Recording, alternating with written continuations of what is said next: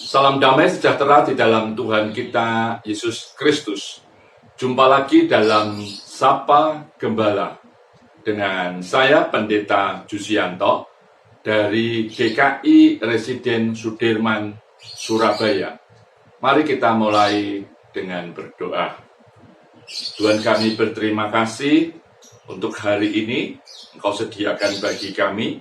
Kami bersyukur kalau kami boleh berjumpa melalui YouTube. Kami percaya Engkau yang juga boleh menyertai ketika kami akan membaca dan merenungkan kebenaran firman-Mu. Di dalam nama Tuhan Yesus kami semua berdoa. Amin. Tema kita hari ini adalah celakalah aku. Saya ambil firman Tuhan ini dari 1 Korintus pasalnya yang ke-9 ayatnya yang ke-16. Begini bunyi firman Tuhan. Karena jika aku memberitakan Injil, aku tidak mempunyai alasan untuk memegahkan diri. Sebab itu adalah keharusan bagiku. Celakalah aku jika aku tidak memberitakan Injil. Bapak, Ibu, dan saudara-saudara sekalian, kata-kata celakalah ini juga pernah digunakan oleh Tuhan Yesus ketika Tuhan Yesus itu menegur orang Farisi, orang-orang Saduki, lalu juga ahli-ahli Taurat, imam-imam kepala.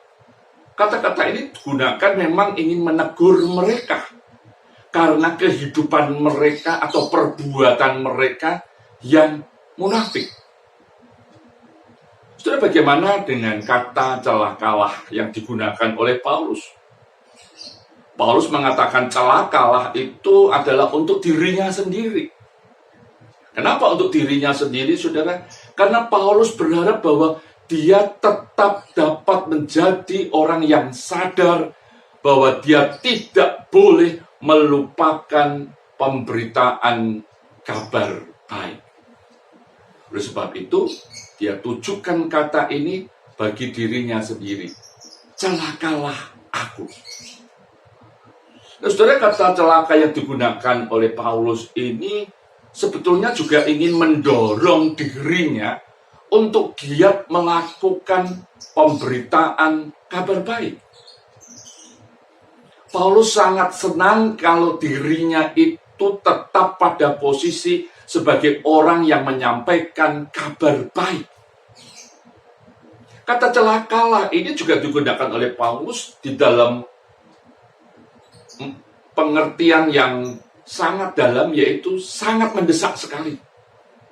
Sangat mendesak dan harus dilakukan. Nah, ini yang membuat Paulus menjadi orang yang giat untuk melakukan pemberitaan kabar baik. Karena ada kemendesakan yang harus ia sampaikan. Nah, saudara, kalau kita bertanya mengapa sampai Rasul Paulus menyatakan demikian.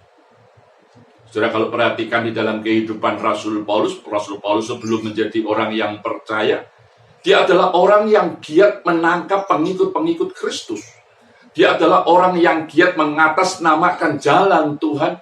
Dia tangkap orang-orang yang percaya atau menjadi pengikut Yesus. Bukan cuma ditangkap, dianiaya, bahkan dia setuju kalau pengikut Yesus itu dibunuh. Tetapi ketika dia ditangkap oleh Tuhan, ketika dia menjadi orang yang bertobat, dia adalah orang yang sadar bahwa dia ini adalah orang yang sedang melawan kabar baik. Dia ini adalah orang yang betul-betul berada di dalam posisi berhadapan dengan Tuhannya. Oleh sebab itu, ketika Rasul Paulus sadar bahwa ini adalah sebuah kesalahan, dan ia ingin menebus kesalahan itu dengan menyampaikan kabar baik kepada orang. Bahkan kepada setiap orang yang ia jumpai, bukan saja di daerahnya dia, tetapi dia ingin pergi ke beberapa tempat untuk menyampaikan kabar baik. Kabar yang sangat mendesak sekali bagi banyak orang. Karena dia pernah mengikuti jalan yang salah, dia ingin berubah, bukan saja berubah, tapi orang lain juga ingin diubah supaya orang lain mengerti tentang kabar baik.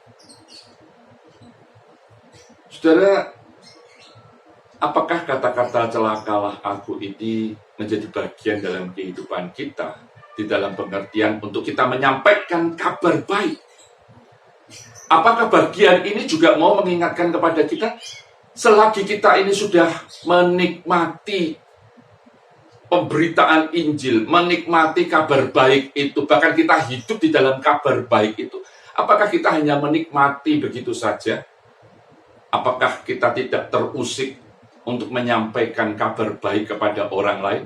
Apakah kita tidak merasa mendesak bahwa kabar baik itu harus disampaikan kepada orang lain? Mari kita menjadi orang-orang yang sadar diri seperti Paulus. Kita sudah hidup di dalam kabar baik itu. Bahkan kita menghidupi kabar baik itu.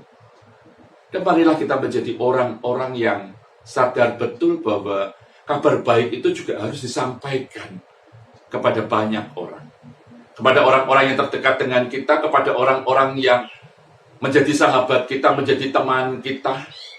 Dan biarlah kabar baik itu menjadi kabar baik juga bagi mereka. Mari kita boleh menjadi kabar baik. Mari kita boleh dipakai Tuhan sebagai alatnya.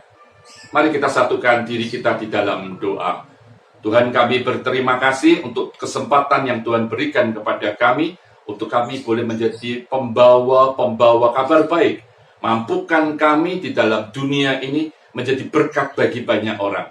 Bukan saja kami menerima berkat dari Tuhan, tetapi kami juga boleh menjadi pembawa-pembawa kabar baik. Terima kasih Tuhan untuk semuanya ini. Di dalam nama Tuhan Yesus kami berdoa. Tuhan Yesus memberkati Bapak, Ibu, serta saudara-saudara sekalian. Sampai jumpa.